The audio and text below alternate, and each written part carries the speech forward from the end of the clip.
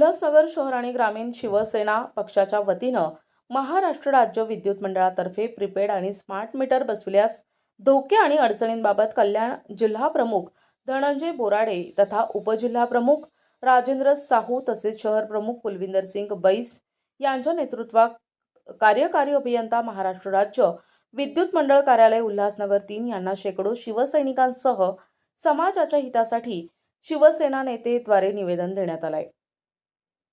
Smart आणि prepaid meter योजनेवर चर्चा सुरू असताना योजनेशी संबंधित काही गंभीर मुद्दे समोर आलेत. सरकार आणि महावितरण कंपनीनं योजनेचे समर्थन करताना दिलेल्या दाव्याच्या पार्श्वभूमीवर वास्तव अधिक चिंताजनक आहे. स्मार्ट मीटरची किंमत 2610 सिंगल फेज आणि 4050 थ्री फेज आहे. मात्र प्रीपेड मीटरसाठी प्रत्यक्ष खरेदीमध्येही जवळपास दुप्पट म्हणजेच 11,987 झाली आहे. त्यामुळे ग्राहकांवर अनावश्यक आर्थिक ताण येतो. याशिवाय मीटर खरेदीसाठी निविदा प्रक्रिया पारदर्शक नाही.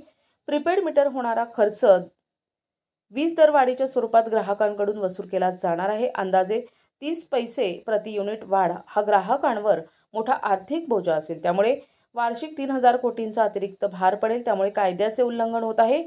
इंटरनेट किंवा स्मार्टफोन उपलब्ध नसलेल्या भागांमध्ये रिचार्ज प्रक्रिया अडथळे येतील. त्यामुळे ग्राहकांचं शोषण होण्याची दाट शक्यता आहे. तसेच यावेळेस शिवसेना नेते, कार्यकर्ते, पदाधिकारी, शिवसैनिक मोठ्या संख्येने उपस्थित होते.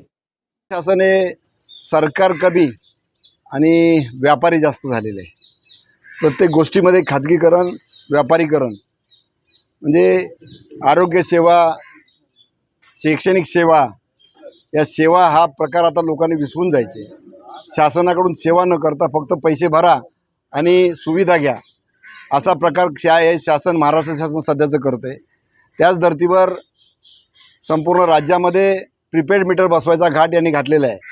आणि तो प्रीपेड मीटरमध्ये सुद्धा अदानीच्या कंपनीकडून आलेले मीटर बसवायचे. रात्री 11 वाजता लाईट गेली, एक चार्ज संपला म्हणजे रिचार्ज संपला, तर त्या माणसांनी जोपर्यंत चार्ज केल्यानंतर ते MSEBचे लोक येतील नाही येतील तोपर्यंत वाट बघायची. त्यानंतर जसं आपण बघतोय की ही यंत्रणा कशी वापरली जाते. घरी बसूनसुद्धा घरच्या मीटर जे आहेत त्याच्यामध्ये ते रीडिंग बदली करू शकतात. त्याच्यामुळे मीटरचे चार्जसुद्धा जास्त येणार आहेत, मनमानी येणार आहेत. आणि हे संपूर्ण आमच्या गोरगरीब जनतेला महाराष्ट्रातल्या परवडणार नाही. एका बाजूला मदत म्हणून 1500 रुपये पाठवायचे आणि दुसऱ्या बाजूला हे अशा प्रकारच्या दाम दुपटीनं तिपटीनं वसूल करायचा असा प्रकार चाललेला आहे. हे न परवडणार आहे लोकांना. म्हणून आज आम्ही निवेदन दिलेलं आहे. आम्ही हे होऊ देणार नाही. त्याचबरोबर या उल्हासनगरमध्ये वारंवार होणारं ट्रिपिंग आणि जाणारी लाईट त्याची सुद्धा सूचना यांना केली. त्याच्यामध्ये सुधार झाली पाहिजे. जे स्कीम आहे ते लवकरात लवकर राबवा. पण आम्ही या प्रीपेड मीटरचा विरोध करतो. स्मार्ट मीटरच्या नावाखाली लोकांवर अन्याय होऊ देणार नाही.